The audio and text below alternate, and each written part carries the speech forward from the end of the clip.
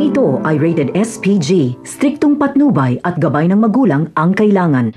Ikinagulat nga ni Marites noong bigla siyang kumustahin ni Tanggol. Napatitig na lang si Marites dahil sa kabaitan ni Tanggol. Dahil kahit halos patayin na ito ni Rigor ay kinamusta pa rin ni Tanggol si Rigor. Hindi sinabi ni Marites kay Tanggol ang tungkol sa sitwasyon niya ngayon na dalawa na ang asawa ni Rigor.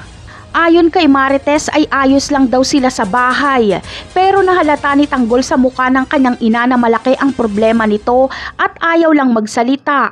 Ayon kay Tanggol ay kung may problema daw ang kanyang ina ay magsabi lang ito sa kanya.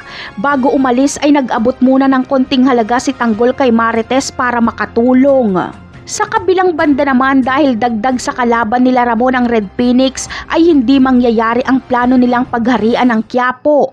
Malakas na kasi ang mga Red Phoenix, kaya mamadaliin nila Ramon na ipakasal si David kay Catherine para maging isang pamilya na ang Montenegro at Caballero. At nang sa ganon ay magamit ng mga Montenegro ang kapangyarihan ng mga Caballero laban sa Red Phoenix. Kahit si Senyor Facundo ay papayag na lang din na ipakasal si Catherine. Kaya malaki ang problema ni Catherine dahil ayaw niya talaga. Mabuti na nga lang ay kakampi niya ang kanyang kuya Pablo dahil ayaw din ito kay Montegago. Samantala, habang sinasabihan ni Pablo si Catherine na wag itong magpakasal kay Jesus, ay maririnig ni Tinding ang pangalang Jesus. Kaya sisikapin ni Tinding na makilala ang Jesus na papakasalan ni Catherine dahil kapangalan ito ni Tanggol.